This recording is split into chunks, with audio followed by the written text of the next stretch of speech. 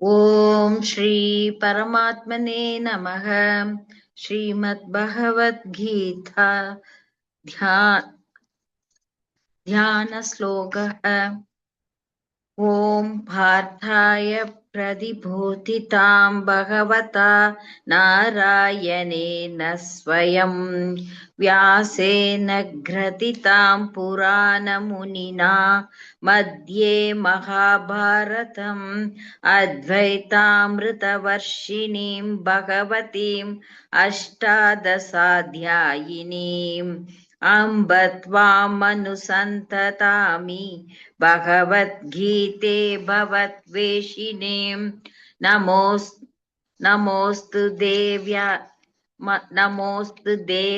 ದೇವ್ಯಾಸ ವಿಶಾಲಬುದ್ಧೇ पुल्लारविन्दाय भद्रनेत्र येन द्वया भारततैलपूर्णः प्रज्वालितो ज्ञानमयः प्रदीपः प्रपन्न पारिजाताय तेत्रवेत्रैकपाणये ज्ञानमुद्राय कृष्णाय गीतामृततुहे नमः. वसुदेवसुतं देवं कंसचाणूरमर्दनं देवकी परमानन्दं कृष्णौ वन्दे जगद्गुरुं. भीष्मद्रोणतडा जयत्रदजला कान्तारनीलोद्भला शल्यक्या राघवती कृपेण वह्नि कर्णेन वेलाकुला अश्वत्थामविकर्णघोरमकरा दुर्योधनावर्धिनी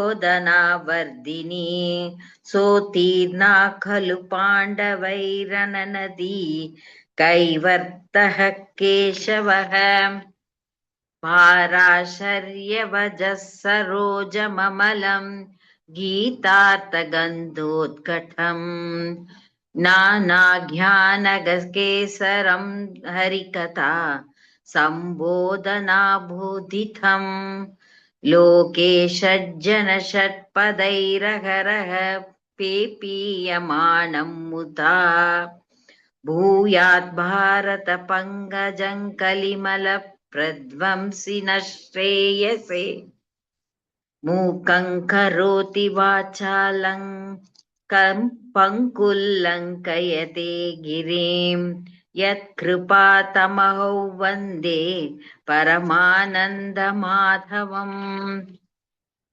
गीताशास्त्रमिदं पुण्यः पठेत् प्रयतः पुमान् विष्णोः पदमवाप्नोति भयशोकातिवर्जितः. गीताध्ययनशीलस्य प्राणायामपरस्य च नैव सन्ति हि पापानि पूर्वजन्मकृतानि च. मलर्निर्मोचनं पुंसां जलस्नानं दिने दिने सकृद्गीतापसि स्नानं संसारमलनाशनं.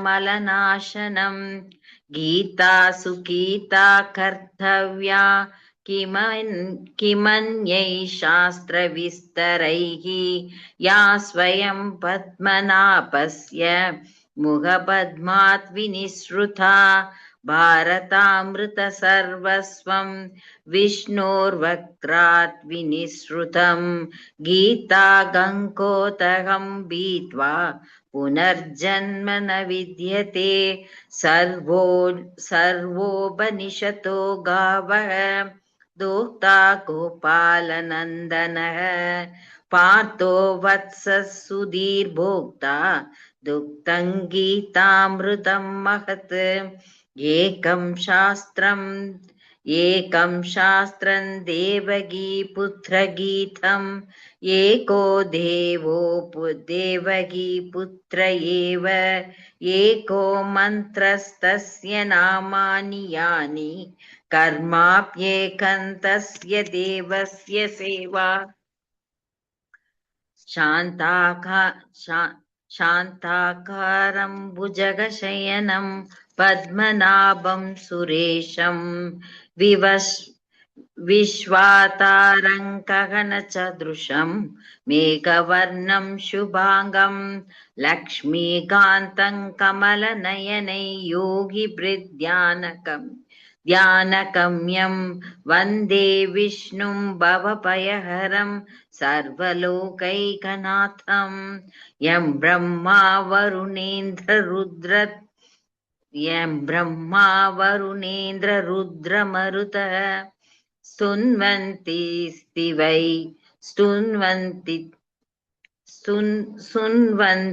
दिव्यैस्तवैः वेदैः साङ्गपदक्रमोपनिषदैः गायन्ति यं सामगाः ध्यानावस्थिततत्कतेन मनसा पश्यन्ति योगिनः यस्यान्तन्न विदुःसुरासुरगणाः देवाय तस्मै नमः इति गीताध्यानं सम्पूर्णम्।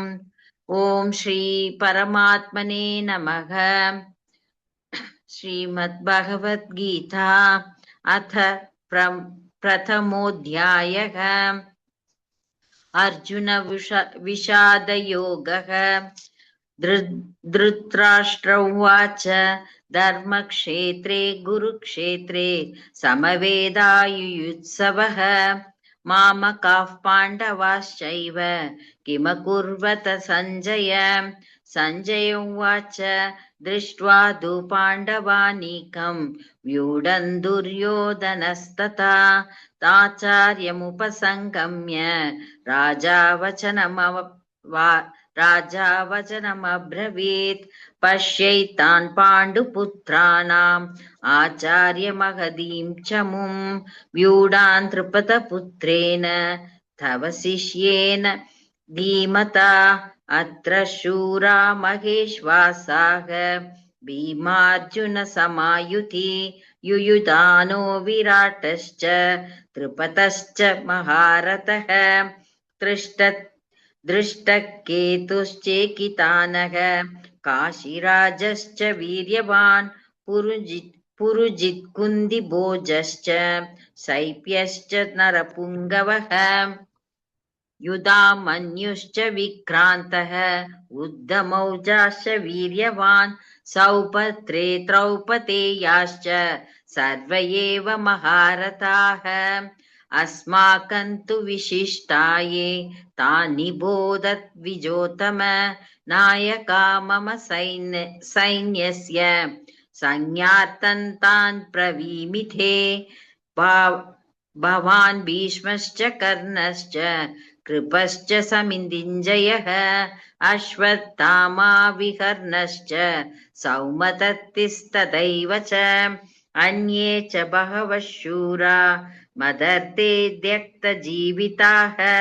नानाशस्त्रप्रहरणाः सर्वे युद्धविशारदाः अपर्याप्तं ततस्माकं फलं भीष्माभिरक्षितं पर्याप्तं द्वितमेतेषां फलं भीमाभिरक्षितम् अयनेषु च सर्वेषु यथापाहमवस्थिताः भीष्ममेवाभिरक्षन्तु भवन्तः सर्व एव कि तस्य सञ्जनयन् हर्षं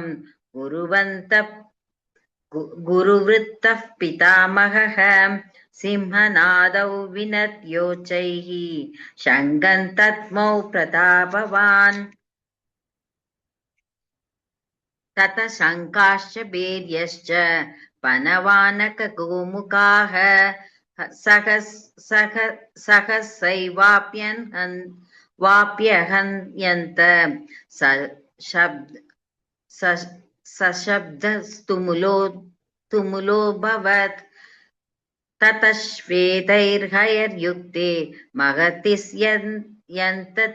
यन्तेन स्थितौ मातवाः पाण्डवाश्चैव दिव्यौ शङ्कौ प्रदत्मतुः पाञ्चजन्यं ऋषिकेशः देवदत्तं धनञ्जयः पौण्ड्रं तत्मौ महाशङ्कं भीमकर्मा वृहोदरः अनन्तविजयं राजा कुन्दिपुत्रो युधिष्ठिरः नकुलश्च सुघोषमणिपुष्पकौ काश्यश्च परमेश्वासः शिखण्डी च महारथः धृष्टद्युम्नो विराटश्च सात्यकिश्च साध्यकिश्चापराजितः त्रिपतो द्रौपदेयाश्च सर्वसपृथिवीपथे सौभद्रश्च महाबाहु शङ्कान् दद्मु पृथक् पृथक् शकोशो तार्तराष्ट्राणां हृदयानि व्यधारयत् नपश्च पृथ्वीं चैव तुमुलो व्यनुनादयात् अतौ व्यवस्थितान् दृष्ट्वा तार्तराष्ट्रान् गभिध्वजः प्रवृते शस्त्रसंवादे धनुरुद्यम्य पाण्डवः हृषीकेशं तथा वाक्यम् इदमाह महीपते अर्जुन उवाच सेनयोरुभयोर्मध्ये रथं स्थापयमेच्युते यावदेतान् निरीक्षेऽहं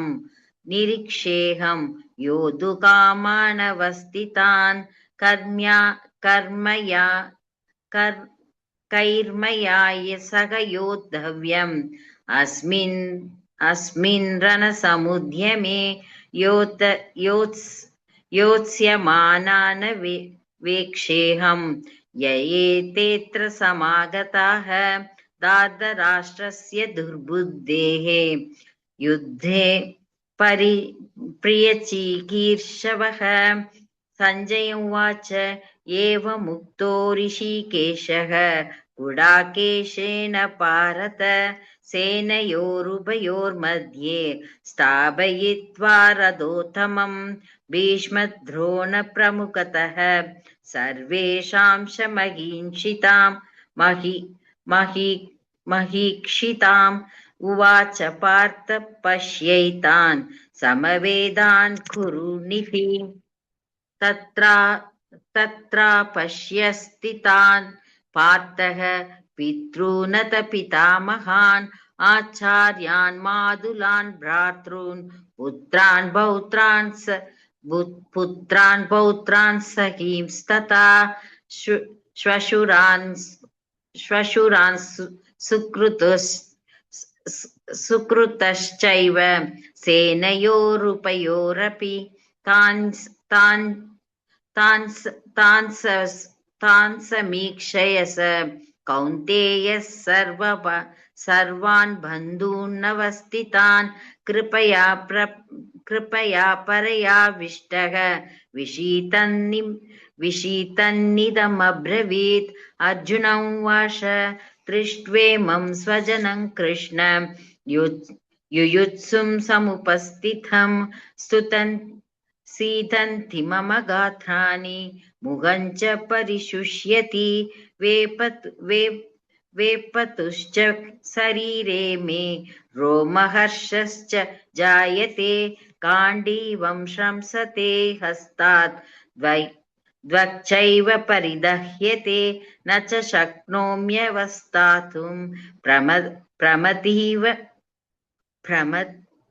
भ्रमतीव च मे मनः निमित्तानि च पश्यामि विपरीतानि केशव न च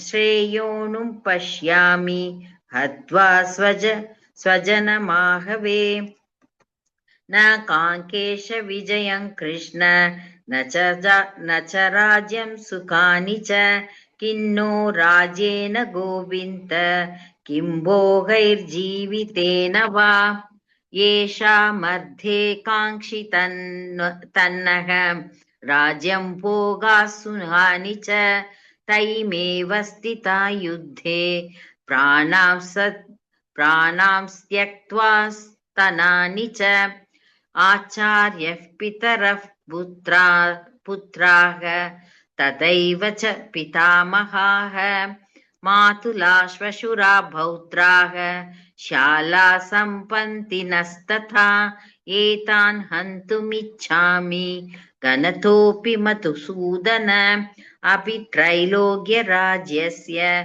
हेतो किन्नु मही कृते निहत्य दार्धराष्ट्रान्नः का प्रीतिस् या जनार्दन पापमेवाश्रये तस्मान् हद्वैनातनतायिनः तस्मान्नार्हद्वयन् हन्तुं दार्धराष्ट्रान् स्वबान्धवान् स्वजनं हि कथं हत्वा सुखिनः स्याम माधव यद्यप्येतेन पश्यन्ति लोभो बहत चेतसः कुलक्षयं कृतं दोषं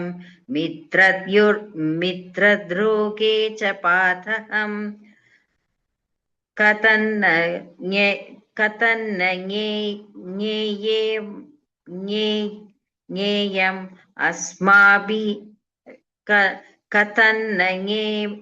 ज्ञेयम् अस्माभिः पापा तस्मान् निवर्तितुं कुलक्षयं कृतं दोषं प्रपश्यद्भि जनार्दन कुलक्षये प्रणश्यन्ति कुलधर्माः सनातनः धर्मे नष्टे कुलं कृत्स्नम् अधर्मोऽपि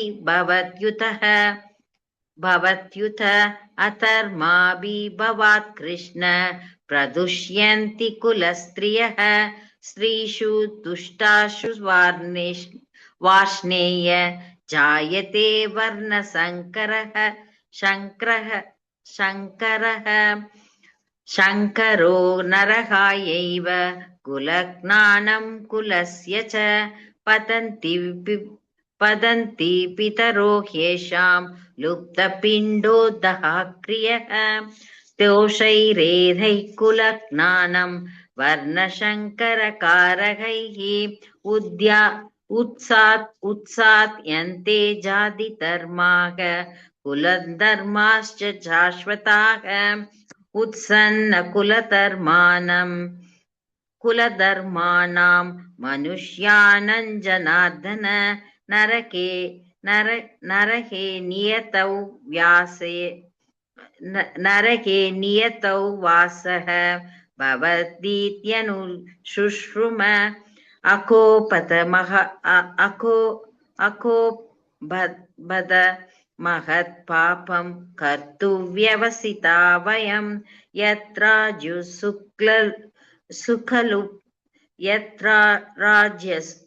यत्राज्यसुखलोपेन हन्तुं स्वजनमुद्यताः यतिमाप्रतिहारम्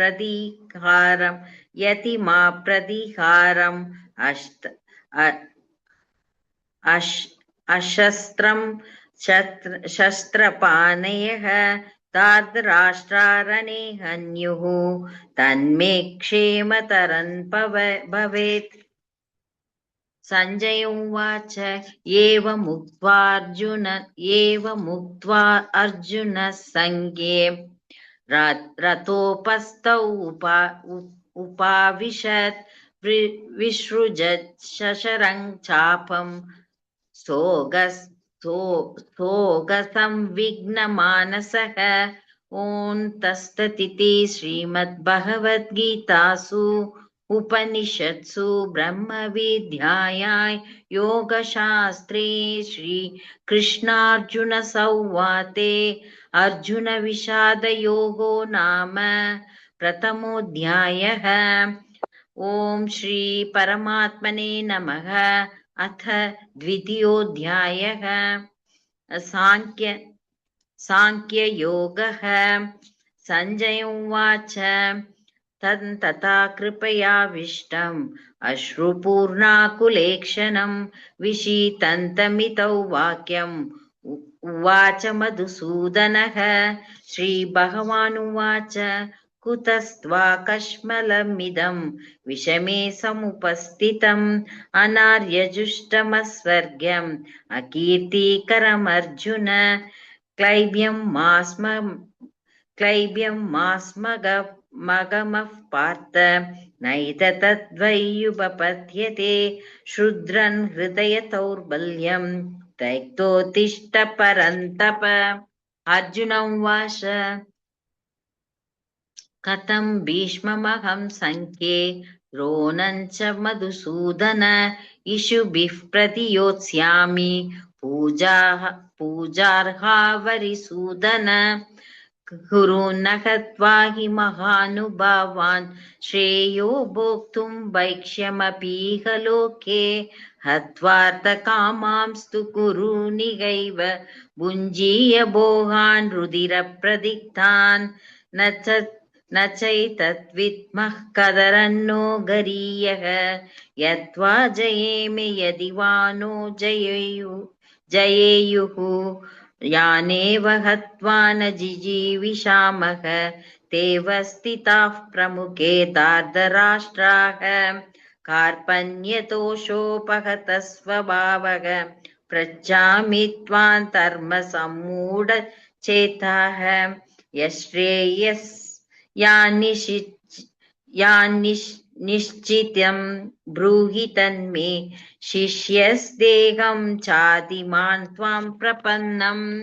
न हि प्रपश्यामि ममापनुद्यात् यच्छोऽहमुच्छोषणमिन्द्रियाणाम् अवाप्य भूमा वसपत्नं वृद्धं राज्यं सुराणां चाधिपत्यम्।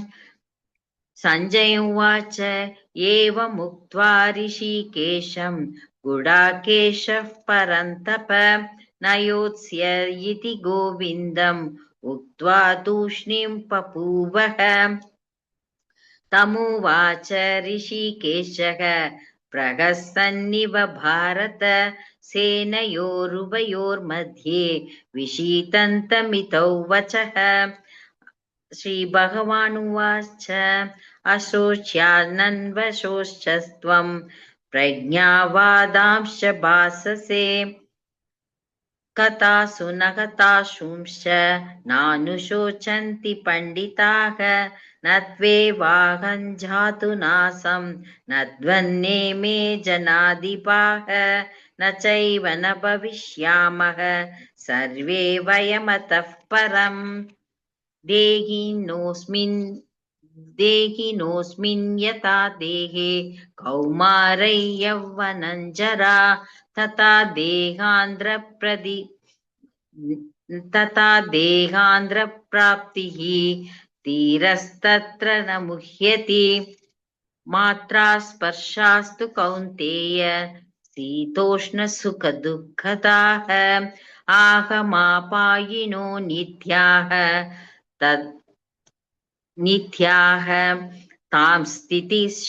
तां तितिक्ष्व भारत। यं हि न व्यतयन्त्येते पुरुषं पुरुषर्षभ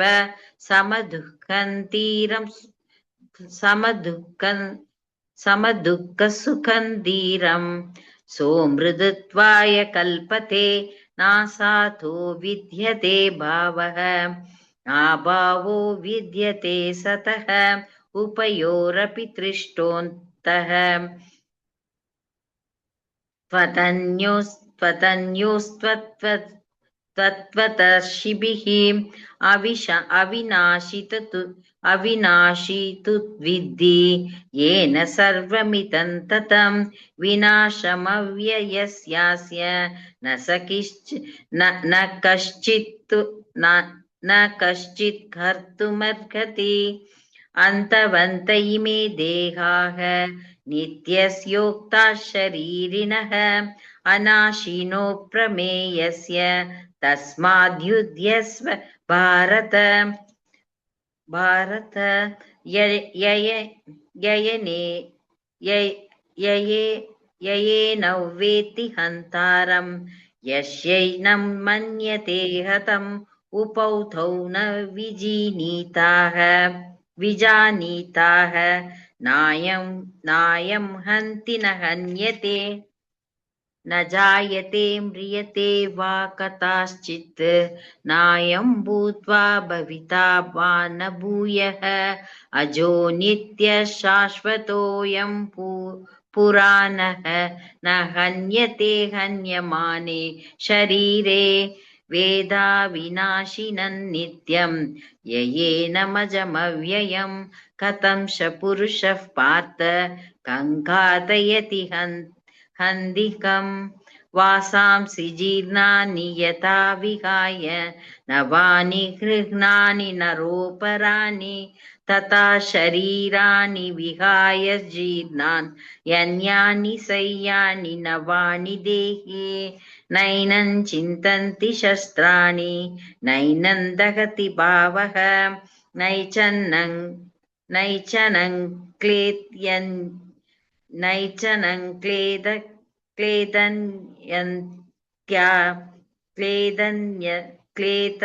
क्लेदयन्तयापः न शोचयति मारुतः अच्छेद्योऽयमदाह्योऽयं क्लेद्योऽय न शोष्य एव च नित्यः सर्वगतस्तानुः अचलोऽयं सनातनः अव्यक्तोऽयमचिन्त्योऽयं विकार्योऽयमुच्यते तस्मादेव विदित्वैनं नानुशोषितुमर्हसि अथ चैनं नित्यजातं नित्यं वा मन्यसे मृतं तथापि त्वं महाबाहो नैवं शोषितुमर्हसि जातस्य हि ध्रुवो मृत्युः ध्रुवं जन्म मृतस्य च तस्मादपरिहार्येते न त्वं शोचितुमर्हसि अव्यक्तातीनि भूतानि व्यक्तमध्यानि भारत अव्यक्तनिधनान्येव तत्र का परिदेवना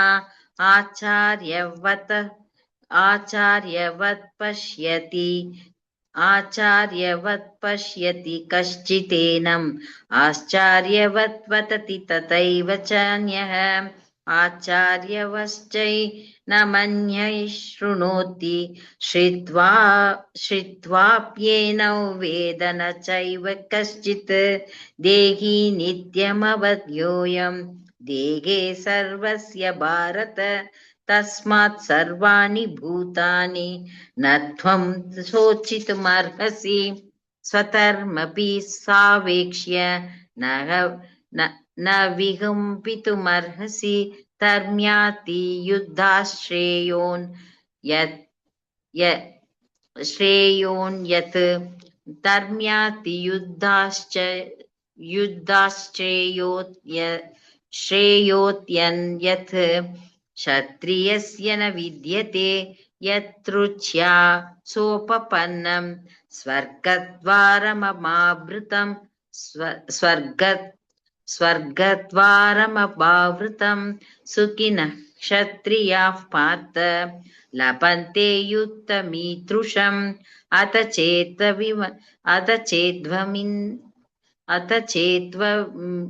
चेत्त्वमिमं धर्म्यं सङ्ग्रामं न करिष्यसि ततः सर्वधर्मं कीर्तिं च हित्वा पापमवाप्स्यसि अकीर्तिं चापि भूतानि कथयिष्यन्ति देव्ययां सम्भावितस्य चाकीर्तिः मरणादतिरिच्यते पयात्राणादुपत्रं मनस्यन्ते भयात्रणादुपरतं मम मन्यस्य मम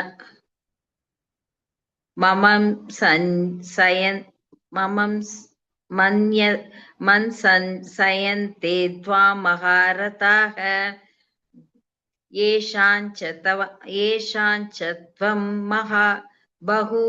बहुमतः भूत्वा यास्यसि लाघवम् अवाच्य वादांश्च बहून् तिष्यन्ति दवाकिताः निन्दन्तस्त्वत्सामर्थ्यं ततो दुःखतरन्नु किम् हतो वा हतो वा प्राप्स्यसि स्वर्गं जित्वा वा भोक्ष्यसे महीम् तस्मात्तुत्तिष्ठ कौन्तेय युद्धाय कृतनिश्चयः सुखदुःखे समे कृत्वा लाभालाभौ जयाजयौ ततो युद्धाय युज्यस्व नैवं पापमवाप्स्यसि एषा देभिहिता सांख्ये बुद्धिर्योगो द्विमीमां शृणु बुद्ध्या युक्तो यथा एषा देभिहिता सांख्ये बुद्धिर्योगो द्विमीमां शृणु बुद्ध्या युक्तो यया पार्थ कर्मबन्धन् प्रकाश्यसि नेहाभिक्रमणोऽशोऽस्ति प्रत्यवायो न विद्यते स्वल्पमभ्यस्य धर्मस्य त्रायते महतो भयात् व्यवसायात्मिका बुद्धिः येहेह कुरुनन्दन बहुशाखा हन्यनन्ताश्च बुद्ध्यो बहुशाखा हन्यनन्ताश्च बुद्धयो व्यवसायिनां यामिमां पुष्पिता वाचं प्रवतन्त्यविपश्चितः वेदवादरताः पार्थ नान्यतः स्थितिवादिनः कामात्मानस्वर्गपराः जन्मकर्मबलप्रतां क्रियाविशेषबहुलां भोगैश्वर्यगतिं प्रति भोगैश्वर्यप्रसक्तानां तयापहृतचेतसां व्यवसायात्मिका बुद्धिः समाधौ न विधीयते त्रैगुण्या विषया वेदाः निस्त्रैगुण्योपवार्जुन निर्द्वन्द्वो नित्यसत्त्वस्थः निर्योगक्षेम आत्मवान् यावानर्धे उतपाने सर्वतः सम्प्लुतोदके तावान् सर्वेषु वेदेषु ब्रह्मणस्य विजानतः कर्मण्येवाधिकारस्ते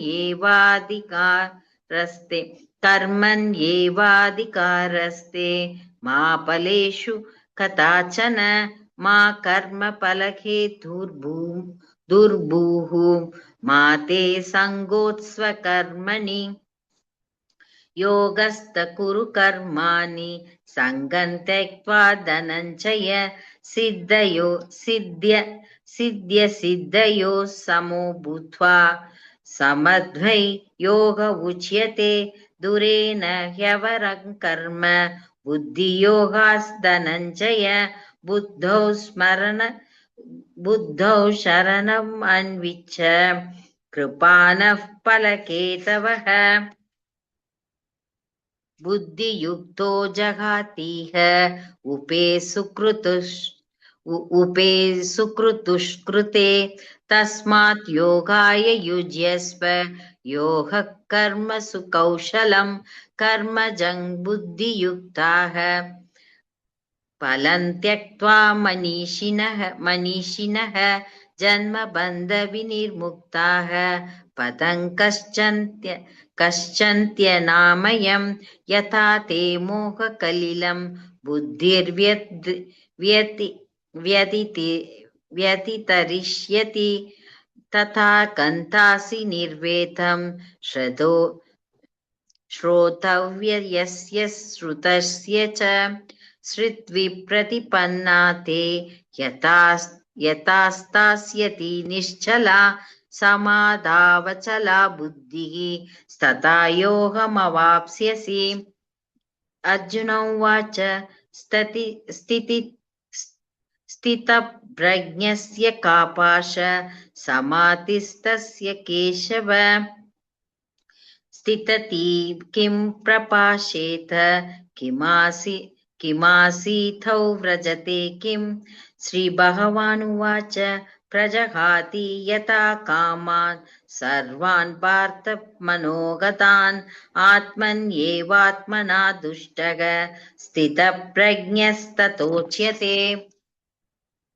दुःखेष्वनुद्विग्नमनाः सुखेषु विगतस्पृहुः वीतराग भयक्रोधः स्थितिर्मुनिरुच्यते यः सर्वत्राणपि स्नेहः तत्तप्राप्य सुभाशुभम्। नाभिनन्दन्ति न द्वेष्टि तस्य प्रज्ञा प्रतिष्ठिता यथा संहरते चायं कूर्मोऽङ्गानीव सर्वशः इन्द्रियाणीन्द्रियार्थेभ्यः तस्य प्रज्ञा प्रतिष्ठिता विषया विनिवर्तन्ते निराहारस्य देहिनः रसवर्जं रसोभ्यस्य परं दृष्ट्वा निवर्तते यततो ह्यपि कौन्तेय पुरुषस्य विपश्चितः इन्द्रियाणि प्रमाथीनि हरन्ति प्रसभं मनः तानि सर्वाणि संयम्य युक्त आसीद मत्परः वशे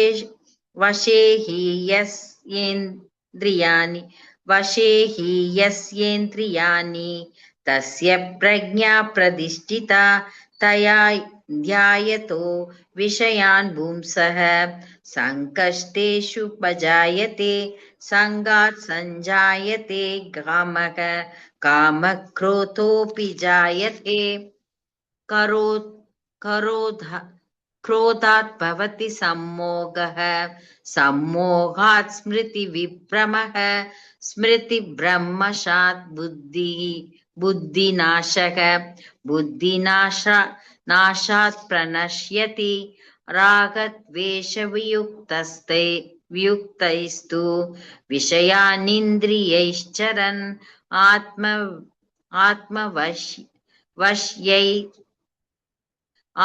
आत्मवश्यैर्विधेयात्मा प्रसादमधिगच्छति प्रसादे सर्वदुःखानां हानिरस्योपजायते प्रसन्नचेतसो ह्याशु बुद्धिः पर्यवतिष्ठते नास्ति बुद्धिरयुक्तस्य न चायुक्तस्य भावना न चाभावयत शान्तिः अशान्तस्य कुतः सुखम् इन्द्रियाणां हि चरतां यन्मनोनुविधीयते ततस्य हरति प्रज्ञां वायुर्नामिवाम्पसि तस्मात् यस्य महाबाहो निगृहीतानि सर्वशः इन्द्रियाणीन्द्रियार्थेभ्यः तस्य प्रज्ञा प्रतिष्ठिता या निशा सर्वभूतानां भूतानां तस्याञ्जाकृति संयमी यस्याञ्जाकृति भूतानि सा निशा पश्यतो मुनेः आपर्यमाणामसलप्रतिष्ठं समुद्रमापः प्रविशन्ति यद्वत् तद्वत् कामायं प्रविशन्ति सर्वे स शान्तिमाप्नोति न कामकामी विहाय कामन्य सर्वान् भूमां चरति निःस्पृहः निर्ममो निरहङ्कारः स शान्तिमधिगच्छति एषा भ्रामि स्थितिः पार्थ नैनां प्राप्य विमुह्यति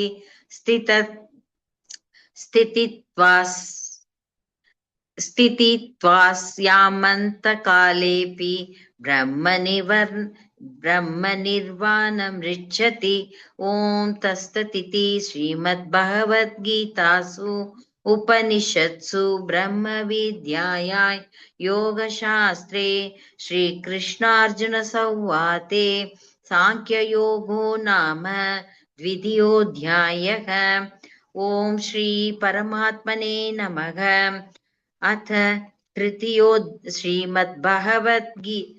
ॐ श्री परमात्मने नमः।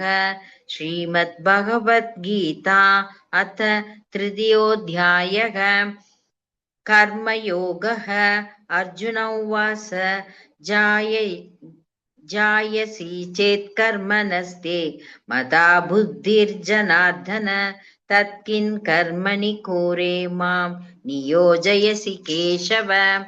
व्यामिश्रेण वाक्येन बुद्धिं मोहयसीव मे तथेकौ वद निश्चित्य येन श्रेयोऽहमाप्नुयाम्। श्रीभगवानुवाच लोकेऽस्मिन् द्विविधा निष्ठा पुरा प्रोक्ता मया नघ ज्ञानयोगो न साङ्ख्यानां कर्मयोगो न योगिनां न कर्मणामनारम्भान् नैष्कर्म्यं पुरुषोऽश्नुते न च सन्न्यसनादेव सिद्धिं समतिगच्छति। न हि कश्चित् क्षणमपि जातु तिष्ठत्य कर्मकृत् कार्यते ह्यवशः कर्म सर्वः प्रकृतिजैर्गुणैः कर्मेन्द्रियाणि संयम्य यसेयास्तमनसा स्मरन् इन्द्रियार्थान् विमूढात्मा मिथ्याचारस युज्यते। यस्त्विन्द्रियाणि मनसा नियम्यारपतेऽर्जुन कर्मेन्द्रियैः कर्मयोगम् असक्तः स विशिष्यते। नियतं कुरु कर्म त्वं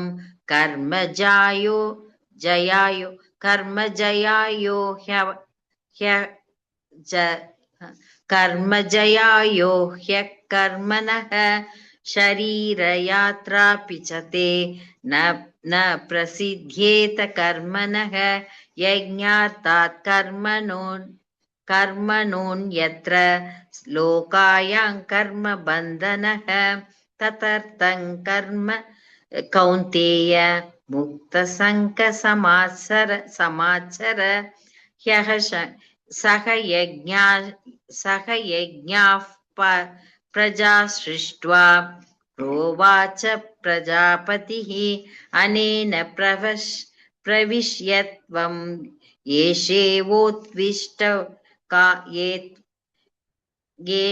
येषवोस्त्विष्टकामतुक् देवान् भावयतानेन ते देवा भावयन्तु वः परस्परं पावयन्तः श्रेयः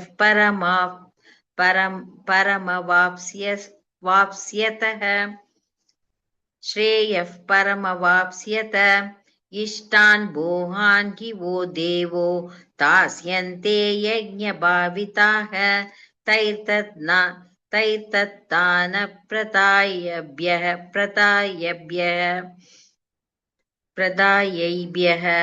यो भुक्तेस्तेन एव सः यज्ञशिष्टाशिनः सन्तः मुच्यन्ते सर्वकिल्पिषैः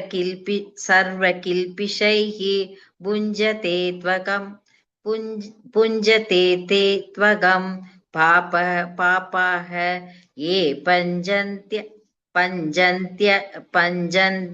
पञ्जन्त्यात्य कारणात् अन्नात् भवन्ति भूतानि पर्जन्यातनसम्भवः यज्ञात् भवति पर्जन्यः यज्ञः कर्म समुद्भवः कर्म ब्रह्मोद्भव विद्धि ब्रह्माक्षर समुद्भवम् तस्मात् सर्वगतं ब्रह्म नित्ययज्ञे प्रतिष्ठितम् एवं प्रवर्तितं चक्रं नानुवर्तयति तीहयः अहायोरिन्द्रियारामः मोहं पार्थ स जीवति यस्त्वात् मरतिरेव स्यात् आत्मदृक्तश्च मानवः आत्मन् एव च सन्तुष्टः तस्य कार्यं न विद्यते नैव तस्य कृतेनार्थः नाकृतेनः तेनेह कश्चन न चायः सर्वभूतेषु कश्चित् कर्तव्यपाश्रयः तस्मादसक्तः सततं कार्यं कर्म समाचर असक्तो ह्याचरन् कर्म परमाप्नोति पुरुषः कर्मणैव हि संसिद्धिम् आस्थिता जनकादयः लोकशङ्करमेवापि सम्पश्यन् कर्तुमर्हसि यद्यथाचरति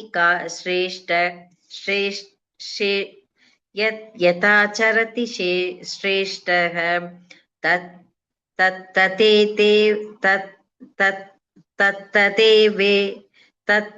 तदेवेतरो जनः स यत् ब्रह्माणं कुरुते लोकस्तदनुवर्तते न मे पार्थास्ति कर्तव्यं तिरिषु लोकेषु किञ्चन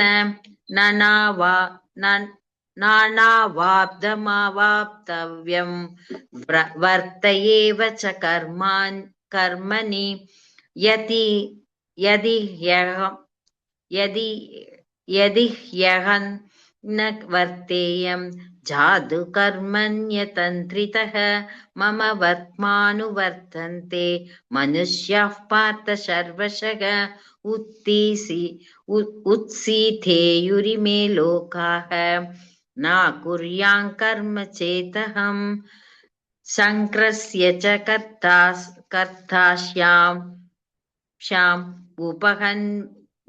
उपहन्यामिमाः प्रजाः सक्ता कर्मण्य विद्वांसः यथा कुर्वन्ति भारत कुर्याद् तथा सक्तः चिकीर्षुर्लोकशङ्करं न बुद्धिभेदं जनयेत् ज्ञानं कर्म संकीनां जो ये सर्वकर्माणि विद्वान् युक्तः समाचरन् प्रकृतेः क्रियमाणानि गुणैः कर्माणि सर्वशः अहंकार विमूढात्मा कर्ताहमिति मन्यते तत्त्वविद्धु महाबाहो गुणकर्म विभागयोः गुणागुणेषु वर्तन्ते इति मत्वा न सञ्जते प्रकृते गुणसम्मूढाः सञ्जन्ते गुणकर्मसु दानकृत्स्नविदो मन्थान् कृत्स्नविन्न विचालयेत् मयि सर्वाणि कर्माणि सन्न्यस्यात्मचेतसा निराशीर्निर्ममो भूत्वा युध्यस्व विगतज्वरः ये मे मतमितं नित्यम् अनुतिष्ठन्ति मानवाः श्रद्धावन्तो सूयन्तः मुच्यन्ते तेऽपि कर्मभिः ये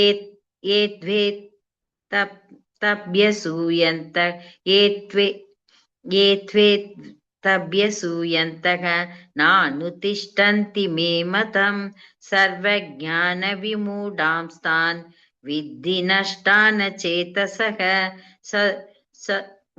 शत्रुषं चेष्टते स्वस्याः प्रकृतिर्ज्ञानवानपि प्रकृति यान्ति भूतानि निग्रह किं करिष्यति इन्द्रियस्यार्थे रागद्वेषौ व्यवस्थितौ तयोर्न वशमागच्छेत् तौ ह्यस्य परिपन्थिनौ श्रेयान् स्वधर्मो विगुणः परधर्मात् स्वनुष्ठितात् स्वधर्मे निधनं श्रेयः परधर्मो भयावहः अर्जुन उवाच अथ केन प्रयुक्तोऽयं पापञ्च चरति पूरुषः अनिच्छन्नपि वार्ष्णेय फलादिव नियोजितः श्रीभगवानुवाच काम एष क्रोध एषः रजोगुणसमुद्भवः महाशनो महापाप्मा विद्येनमिह वैरिणं तु मे नाव्रियते वह्निः यथा तर्षो मलेन च यतलोभेनावृतो गर्भः तथा तेनेदमावृतम् आवृतं ज्ञानमेतेन ज्ञानिनो नित्यवैरिणा कामरूपेण कौन्तेय दुष्पूरेणानलेन च न इन्द्रियाणि मनोबुद्धिः अस्यातिष्ठानमुच्यते एतैर्विमोहयत्येषः ज्ञानामावृत्य देहिनम् तस्माद्वमिन्द्रियान् यातो नियम्य परतर्षभ पाप्मानं प्रजहिह्येनं ज्ञानविज्ञाननाशनम् इन्द्रियाणि पराण्याहुः इन्द्रियेभ्यः परं मनसस्तु परा बुद्धिः यो बुद्धेः परतस्तु सः एवं बुद्धेः परं बुद्ध्वा समस्तभ्यात्मनात्मना जहि शत्रुं महाबाहो कामरूपं तुरासतम् ॐ तत्सदिति श्रीमद्भगवद्गीतासु उपनिषत्सु ब्रह्मविद्यायां योगशास्त्रे कृष्णार्जुनसंवादे कर्मयोगो नाम तृतीयोऽध्यायः। ॐ श्री परमात्मने नमः। ॐ श्री परमात्मने नमः। श्रीमद्भगवद्गीता अथ चतुर्थोऽध्याय ज्ञानकर्मसन्न्यासयोगः। श्रीभगवानुवाच इमौ विवस्वते योगं प्रोक्तावानहमव्ययं विवस्वान्मनवे ब्राह मनुरिक्ष्वागवे ब्रवीत् एवं परम्परा प्राप्तम् इमं राजर्षयो विदुः सकाले नेह महता योगो नष्टः परन्तप स एवायं मया तेत्य योगः प्रोक्तः पुरातनः भक्तोऽसि मे सखासेति रहस्यं ह्येतदुत्तमम् अपरं भवतो जन्मं परं जन्म विवस्वतः कथमेतत् विजानीयाम् त्वमादौ प्रोक्तवानिति। श्रीभगवानुवाच बहूनि मे व्यतीतानि जन्मानि तव सार्जुन तान्यहौ वेत सर्वाणि न त्वं वेत परन्तप अचोऽपि सन्नव्ययात्मा भूतानामीश्वरोऽपि सन् प्रकृतिं स्वामधिष्ठाय सम्भवाम्यात्ममायया यथा यथा हि धर्मस्य ग्लानिर्भवति भारत अभ्युत्थानमधर्मस्य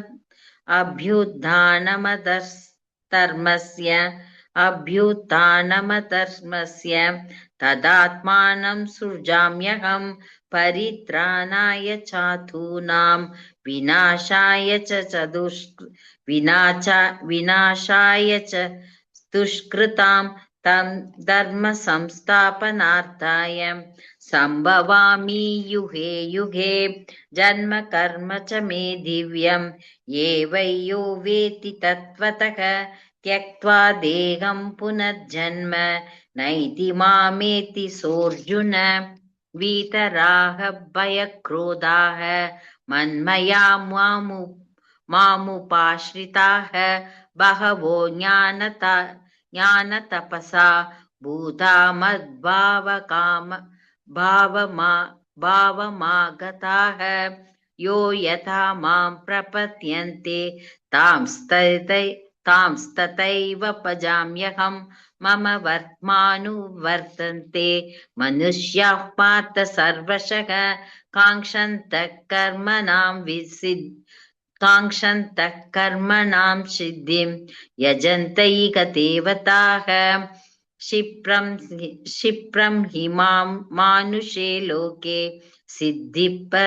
सिद्धिर्भवति कर्मजा चातुर्वर्ण्यं मया सृष्टुं गुणकर्म विपाकशः तस्य कर्तारमपि मां विद्यकर्तारमव्ययं नामां कर्माणि लिम्पन्ति न मे कर्मबले स्पृहुः इति मायोऽपि जानाति कर्मभिर्न सपद्यते एवं ज्ञात्वा कृतं कर्म पूर्वैरपि मुमुक्षुभिः कुरु कर्मैव तस्मात् त्वं पूर्वतरं कृतं किं कर्म किमकर्मेति कवयोऽभ्यत्र मोहिताः तत्ते कर्म प्रवक्ष्यामि यज्ञात्वा मोक्षयसे शुभात् कर्मणो ह्यपि बोद्धव्यं च विकर्मणः अकर्मणश्च बोद्धव्यं गहना कर्मणो गतिः कर्मण्यकर्मयः पश्येत् अकर्मणि च कर्म यः स बुद्धिमान् मनुष्येषु स युक्तः कृत्स्नकर्मकृत् यस्य सर्वे समारम्भाः कामसङ्कल्पवर्जिताः ज्ञाननिदग्धकर्माणं तमाहुः पण्डितं पुदाः त्यक्त्वा कर्मफलासङ्गं नित्यतृप्तो निराश्रयः कर्मण्यभिप्रवृत्तोऽपि नैव किञ्चित् करोति सः निराशीर्यत चित्तात्मा त्यक्तः सर्वपरिग्रहः शारीरं केवलं कर्म कुर्वन्नाप्नोति किल्बिषम् यत्रुच्चालापसन्तुष्टः त्वन्त्वातीतो विमत्सरः समसिद्धावसिद्धौश्च कृत्वापि न निपत्यते कथसंख्यस्य मुक्तस्य ज्ञानावस्थितचेतसः यज्ञायाचरतः कर्म समग्रं प्रविलीयते ब्रह्मार्पणं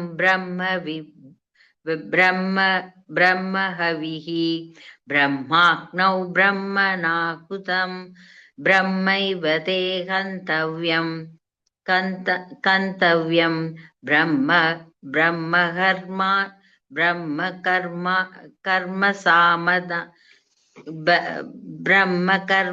ब्रह्मकर्मसामादिना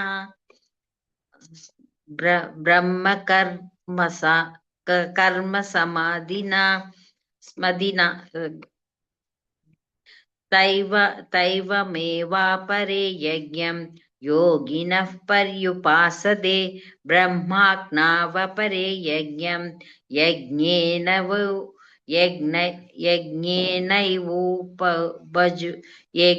यज्ञैवोपजुह्वति श्रोत्रादीनिन्द्रियाण्यन्ये संयमाग्निषु जुह्वति सप्तातीन् विषयान्यन्ये इन्द्रियाग्निषु जुह्वति सर्वाणीन्द्रियकर्माणि प्राणकर्माणि चापरे संयमयोगाग्नौ जुह्वति ज्ञानदीपिते द्रव्ययज्ञास्तपोयश्च बोयज्ञाः योगयज्ञास्तथा परे स्वाध्यायज्ञानयज्ञाश्च यतः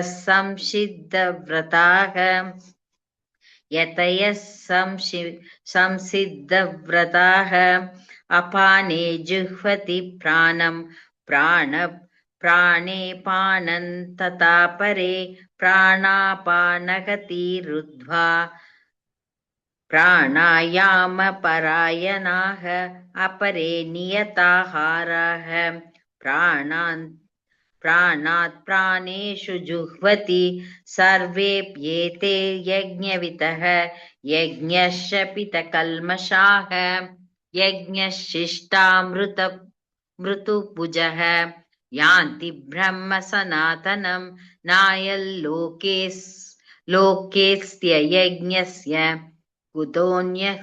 कुतोऽन्यः कुरु सत्तम एवं बहुविधा यज्ञाः विदता ब्रह्मणो मुखे कर्मजान् विद्धि तान् सर्वान् एवं ज्ञात्वा विमोक्षयसे श्रेयान् द्रव्यमयात् यज्ञात् ज्ञानयज्ञः परन्तप सर्वं कर्माखिलं पार्थ ज्ञाने परिसमाप्यते तद्विद्धि प्रणिपातेन परिप्रश्नेन सेवया उपतेक्ष्यन्ति ते ज्ञानं ज्ञानिनस्तत्त्वदर्शिनः यज्ञात्वा न पुनर्मोहम् एव यास्यसि पाण्डव येने पूदान्यशेषेण त्रक्ष्यस्यात्मन्यतो मयि अपि चेतसि पापेभ्यः सर्वेभ्यः पापकृत्तमः सर्वं ज्ञानप्लवेनैव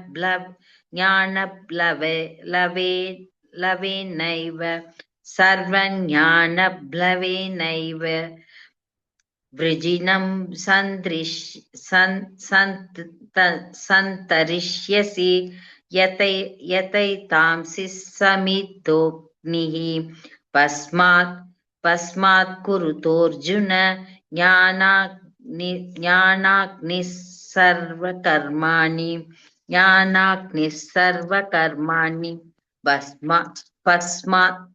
भस्मात् कुरुते तथा न हि ज्ञानेन सदृशं पवित्रमिह विद्यते तत्स्वयं योग संसिद्धः कालेनात्मनि विन्दति श्रद्धावान् लभते ज्ञानं तत्परः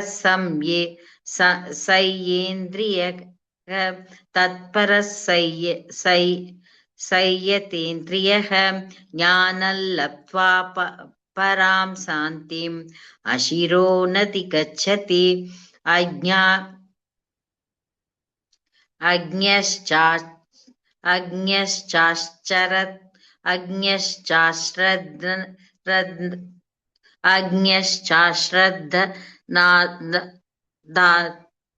दानश्च संशयात्मविनिश्यति लोकोऽस्ति न परः न सुखं संशयात्मनः लोकसन्न्यस्तकर्माणां ज्ञानसञ्चिन्न संशयम् आत्मवन्तन्न कर्माणि निबध्नन्ति धनञ्जय तस्मात् ज्ञानसम्भूतं कृत्स्नश्च ज्ञानासीनात्मनः चिद्वैनं संशययोगम् आतिष्ठोत्तिष्ठ भारत ॐ तत्सदिति श्रीमद्भगवद्गीतासु उपनिषत्सु ब्रह्मविद्यायां योगशास्त्रे श्रीकृष्णार्जुनसंवादे ज्ञानकर्मसन्न्यासयोगो नाम चतुर्थोऽध्यायः। ॐ श्री परमात्मने नमः। श्रीमद्भगवद्गीता पञ्चमोऽध्यायः। कर्म संन्यास योगः। अर्जुन उवाच संन्यासं कर्मणां कृष्ण पुनर्योगं च संससि यष्ट्रेययेतयोरेहं तन्मे ब्रूहि सुनिश्चितं। श्रीभगवानुवाच संन्यासः कर्मयोगश्च निःश्रेयसकरावुभौ तयोस्तु कर्म संन्यासात् कर्मयोगो विशिष्यते। ज्ञेयः नित्यसन्न्यासी यो न द्वेष्टि न काङ्क्षति निर्द्वन्द्वो हि महाबाहो सुखं बन्धात् प्रमुच्यते। साङ्ख्ययोगौ पृथक् बालाः प्रवदन्ति न पण्डिताः एकम् अभ्यास्थितः सम्यक् उभयोर्विन्दते फलम् यत् साङ्ख्यै प्राप्यते सदाना यत् साङ्ख्यै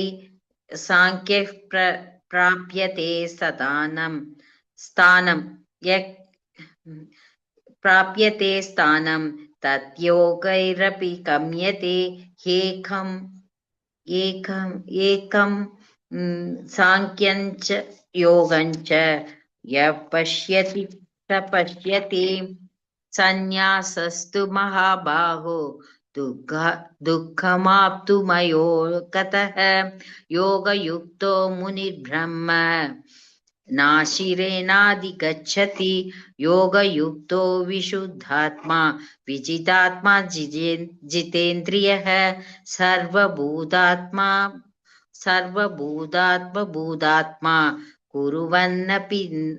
कुर्वन्नपि न लिप्यते। नैव किञ्चित् करोमीति युक्तो मन्येत तत्त्ववित् पश्यन् शृण्वन् स्पृशन् जिघ्रन् अश्नन् गच्छन् स्वपन् स्वशन् प्रलभन् विसृजन् गृह्णन् उन्मिषत् निमिषन्नपि इन्द्रियाणीन्द्रियार्थेषु वर्तन्त इति तारयन् ब्रह्मण्याताय कर्माणि सङ्गं त्यक्त्वा करोति यः लिप्यते न स पापेन पद्मपत्र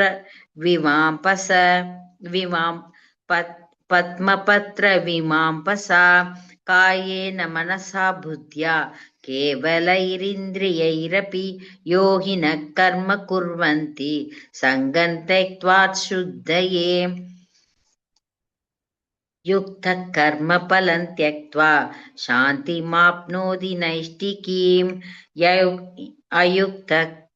अयुक्तः कामकारेण फले सक्तो निबध्यते सर्वकर्माणि मनसा सन्न्यस्यास्ते सुखौ वशी नवद्वारे पुरे देहि नैव कुर्वन्न कारयन् न कृत्वन्न कर्माणि लोकस्य सृजति प्रभुः न कर्मफलसंयोगं स्वभावस्तु प्रवर्तते नातते कस्यचित् पापं न चैव सुकृतो विभुः अज्ञानेनावृतं ज्ञानं तेने मुह्यन्ति जन्तवः ज्ञानेन तु ततं ज्ञानं येषां नाशितमात्मनः तेषामादित्यवज्ञानं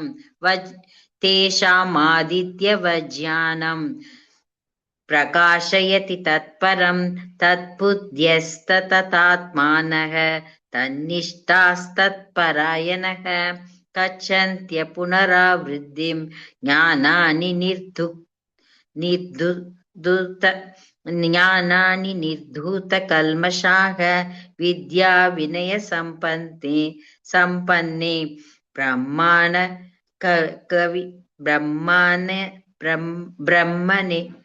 ब्रह्मणे कविहस्तिनि शुनिष्ठाहे च पण्डिता स्मदतर्षिणः इहैव तर्जितः येषां साम्ये स्थितं मनः निर्दोषं हि समं ब्रह्म तस्मात् ब्रह्मणि ते स्थिताः न प्रकृषेत् प्रियं प्राप्य नोद्विजेत् प्राप्य चाप्रियं स्थिरबुद्धिरसम्मूढः ब्रह्मविद्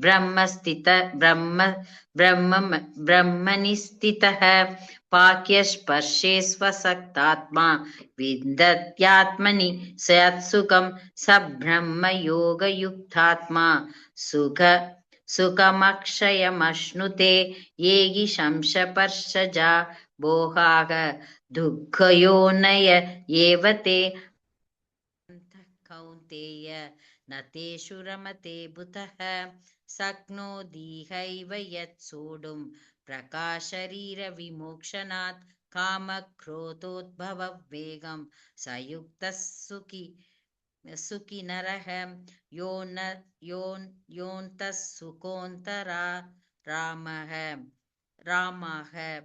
तथान्तर्ज्योतिरेव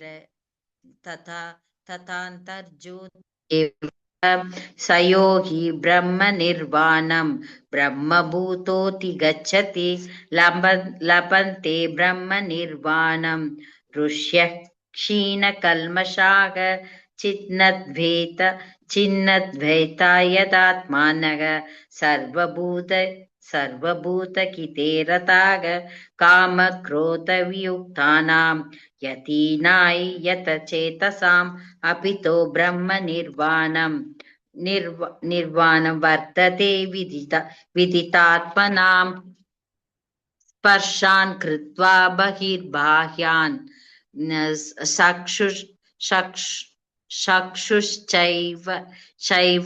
चैवान्तरे भ्रवोः प्राणापानौ समौ कृत्वा यन्त्रचारिणौ यतेन्द्रियमनोबुद्धिः मुनिर्मोक्षपरायणः विहिते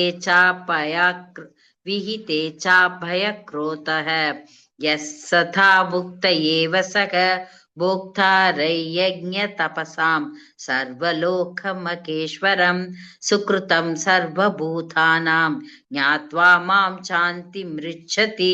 ओं तत्सदिति श्रीमद्भगवद्गीतासु उपनिषत्सु ब्रह्मविद्यायां योगशास्त्रे श्रीकृष्णार्जुन संवादे कर्मसन्न्यासयोगो नाम पंचमोऽध्यायः। ओम श्री परमात्मने नमः। श्रीमद्भगवद्गीता अथ षष्ठोऽध्यायः। आत्मसंयमयोगः। श्रीभगवानुवाच अनाश्रितः कर्मफलं कार्यं कर्म करोति यः स सन्न्यासी च स योगी च न निरग्निर्न चाक्रियः यं सन्न्यासीमितप्राहुः योगन्तौ विद्धि पाण्डव न ह्यसन्न्यस्य सन्न्यस्तसङ्कल्पः योगी भवति कश्चन। आरुरुक्षोर्मुनेर्योगं कर्म कारणमुच्यते योगारूढस्य तस्यैव समः कारणमुच्यते। यथा हि न कर्मस्वनुसज्जते सर्वसङ्कल्पसन्न्यासी योगारूढस्तदोच्यते।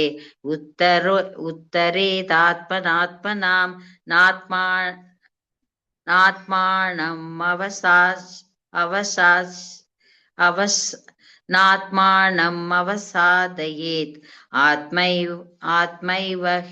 आत्मैव ह्यात्मनो बन्धुः आत्मैवैरिपुरात्मनः बन्धुरात्मात्मनस्तस्य मनस्तस्य येनात्मैवात्मना जितः अनात्मनस्तु शत्रुत्वे वर्तेतात्मैव शत्रुत्वत्। जितात्मनः प्रशान्तस्य परमात्मा समाहितः शीतोष्णसुखदुःखेषु तथा मानापमानयोः ज्ञानाविज्ञानतृप्तात्मा कूटस्थो विजितेन्द्रियः युक्त इत्युच्यते योगी समलोष्टास्काञ्चनः। सुकृन्मित्रार्युदासीन मध्यस्तद्वेष्य बन्धुषु सातुष्वपि च पापेषु समबुद्धिर्विशिष्यते। योगी युञ्जीत सततम् आत्मानं रहसि स्थितः एकाकी यतचित्तात्मा निराशीरपरिग्रहः शुचौ तेष प्रतिष्ठाप्य स्थिरमासनमात्मनः नात्युच्छ्रितन्न नातिनीचं शैलाजिकुचोत्तरम्। तत्रैकाग्रं मनः कृत्वा यतचित्तेन्द्रियक्रियः उपविश्यासने युञ्ज्यात् योगमाद्विशुद्धये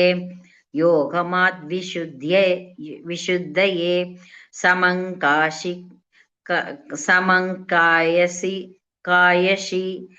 शिरोग्रीवं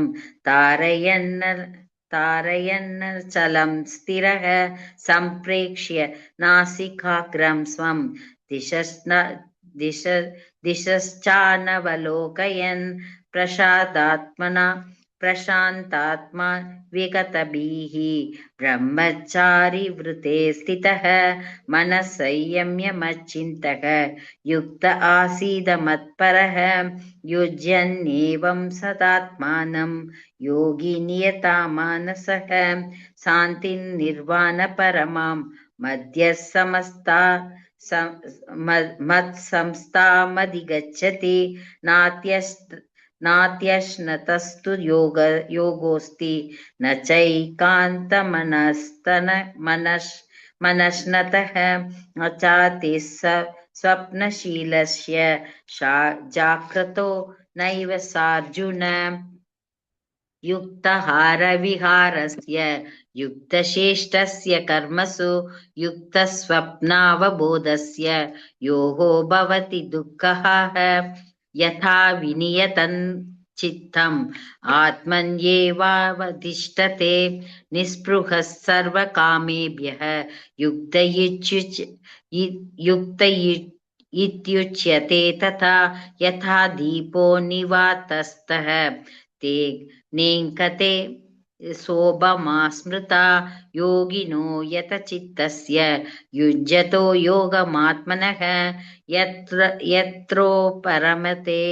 परमते चित्तं निरुध्य योगसेवया यत्र सैवात्मनात्मानं पश्यन्नात्मनि तुष्यति सुखमात्यन्तिकै यत्तत् बुद्धिग्राह्यमदीन्द्रियं वेति यत्र न चैवायं स्थितश्चलति तत्त्वतः यल्लब्ध्वा चापरल्लाभं मन्यते नातिकन्ततः यस्मिन् स्थितितो न दुःखेन गुरुणाभिविचाल्यते तत्त्वविद्या दुःख संयोगवियोगयोग शङ्कितम् सय निश्चयेन योक्तव्यः योगो निर्विण्णचेतसा सङ्कल्पप्रभवान् कामान् त्यक्त्वा सर्वान्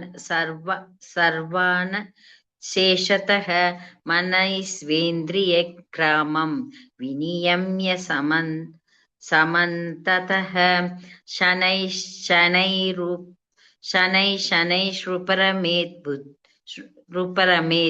बुद्ध्या धृतिगृहीतया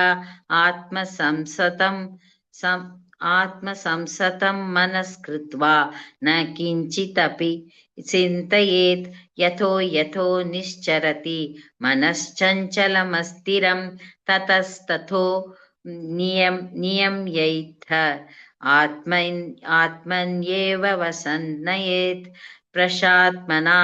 प्रशात्मनसं येनं योगिनं सुखमुत्तमम् उपैति शान्तरजसं ब्रह्मभूतमकल्मषं युज्यन्नेवं सदात्मानं योगी विगतकल्मषः सुखेन ब्रह्म संस्पर्शम् अद्यन्तं सुगमश्नुते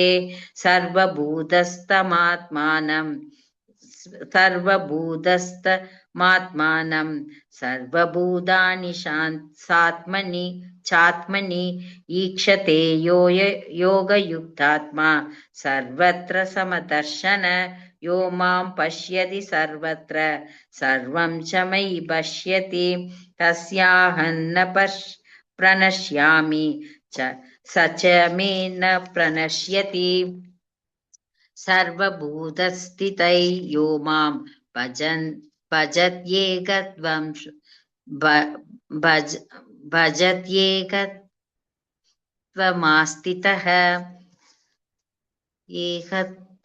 भजत्येकत्वमास्थितः सर्वथा वर्तमानोऽपि स योगी मयि वर्तते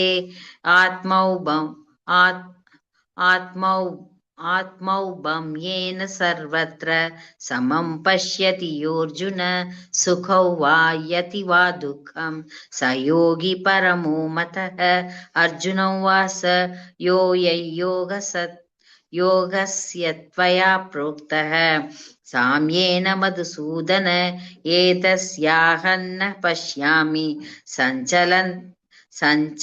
सञ्चलत्वा स्थिरां सञ्चलन् हि मनः कृष्णा प्रमादि फलवदृढं तस्याहं निग्रहं मन्ये वायोरिव सुदुष्करं। श्रीभगवानुवाच असंशयं महाबाहो मनो दुर्निग्रहं चलम् अभ्यासेन तु कौन्तेय वैराग्येन च गृह्यते। असंयदात्मना योगः दुष्प्राभमिति मे मतिः वश्यात्मना तु यतता संयोगवाप्तुमुपायतः। अर्जुन उवाच अयति श्रद्धयोपेतः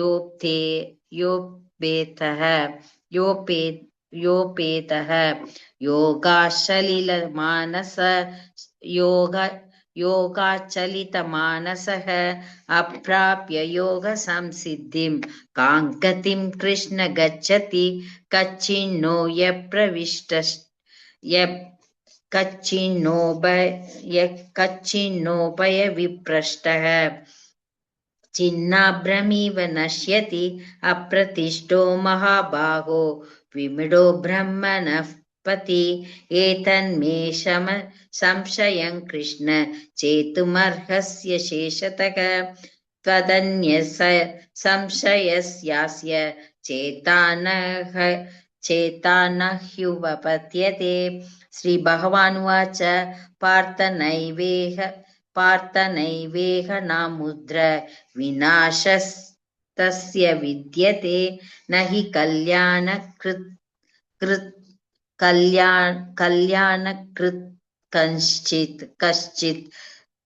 कश्चित् न हि कल्याणकृत् कश्चित् दुर्गतिं तथा गच्छति। प्राप्य पुण्यकृतान् लोकान् उषित्वा शाश्वती समाह सुशीनां श्रीमदाङ्केः योगभ्रष्टोऽभिजायते अथवा योगिनामेव कुले भवतीति मताम्। एतत्ति दुर्लभतरं लोके जन्म यदीदृशम् तत्र तं बुद्धिसंयोगं लभते पौर्वतेऽहं यतते च ततो भूयः संसिद्धौ कुरु नन्दन। पूर्वाभ्यासेन तेनैव ह्रियते ह्यवशोऽपि सः जिज्ञासुरपि योगस्य शब्दब्रह्मादिवर्तते प्रयत्नात्यतमानस्तु योगी संशुद्धकिल्पिषः अनेकजन्म संसिद्धः ततो याति परां गतिं। तपस्विभ्योऽधिको योगी ज्ञानिभ्योऽपि मदोत्थितः कर्मिभ्यश्चातिको योगी तस्मात् योगी भवार्जुन। योगिनामपि सर्वेषां मत्कथेनान्त्रतात्मनः श्रद्धावान् भजते यो मां समे युक्ततमो मतः। ओं तत्सदिति श्रीमद्भगवद्गीतासु उपनिषत्सु ब्रह्मविद्यायां योगशास्त्रे श्रीकृष्णार्जुनसंवादे आत्मसंयमयोगो नाम षष्ठोऽध्यायः।